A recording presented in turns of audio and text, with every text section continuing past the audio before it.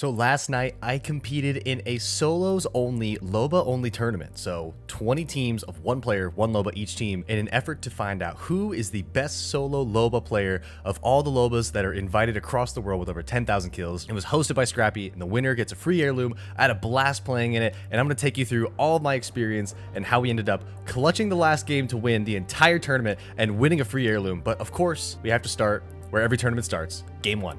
We had designated drop spots, and I ended up with Geyser, which honestly I'm really okay with because I have a loot vault, and as LOBA I can steal from the loot vault, and I oftentimes get a crafter.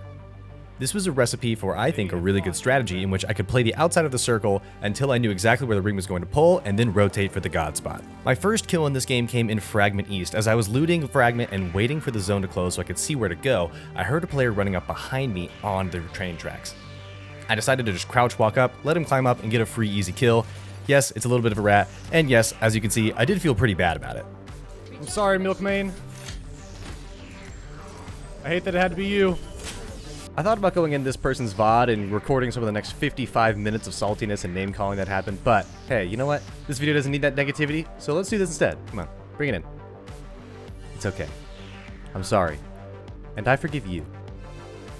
Let's hug it out. Come on, big hug. Come on, let's go, come on. I spent the next portion of the game rotating up to survey camp where I wanted to clear out my backside so I didn't have anyone shooting me in the back like I had just done to someone else, and I wanted to make sure that I placed top 4. My strategy in this tournament was simple. This is ALGS scoring, I need to place top 4, so I cleared out my back, definitely ratted on this guy way worse than I did the first one, and honestly, I get my karma after this next moment. While I waited to get to the end of the ring and stay on the outside, I ended up having nowhere to go and died a dishonorable rat's death. Pretty much deserved, but I had my strategy in mind. Placement points in this game were just simply worth more than kill points ever were.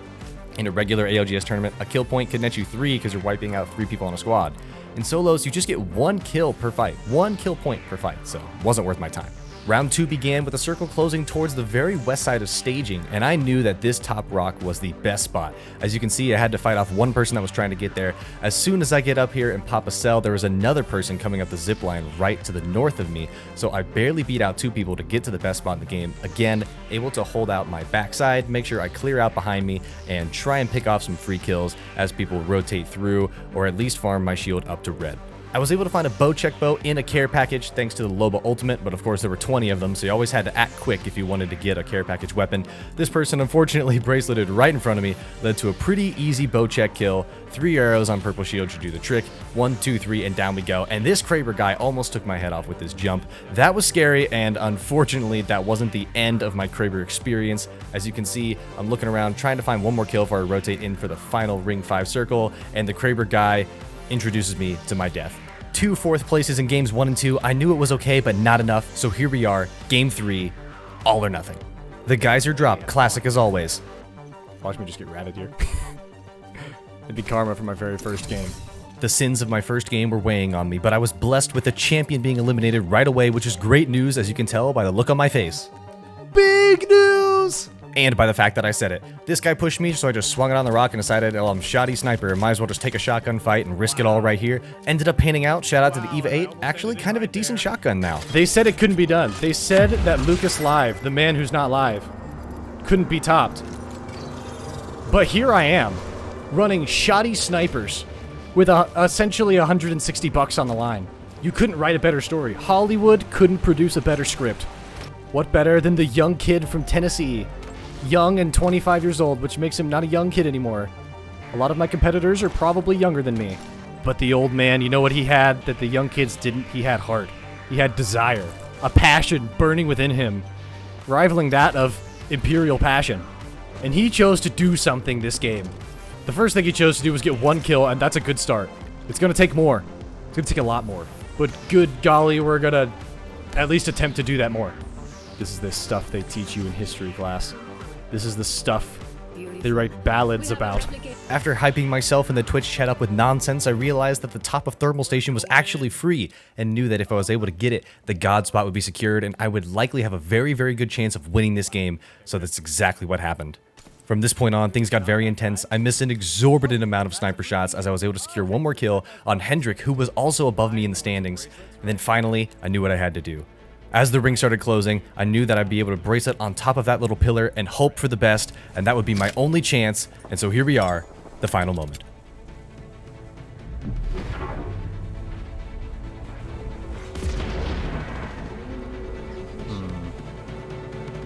Last ring's moving. Don't drive set.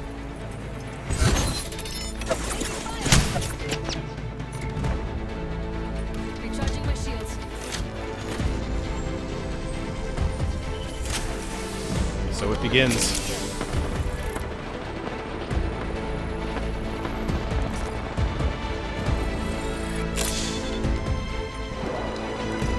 I've got 2 nades left as well. Two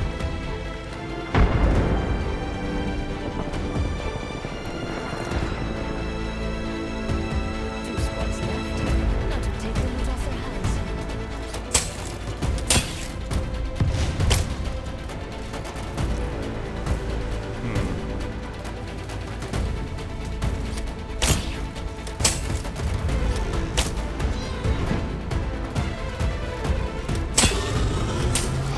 And I got my red. Everything I needed. Everything I needed.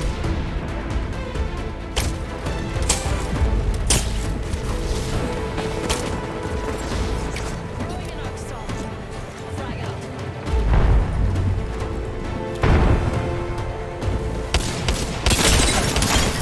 Woo! Let's go! Big dub! Okay, now it just comes down to math. I did what I needed to do. I got a couple kills. I got a win. I did exactly what I needed to do. Now it just comes down to math. How did Hendrick do? How did Lucas Live do? Big game. In my gut, I think I'm short. Because I think I only got like 2 or 3 kills. The games were over. The scores were tabulated. And was it, in fact, enough to take the come-from-behind win? I'll let you decide.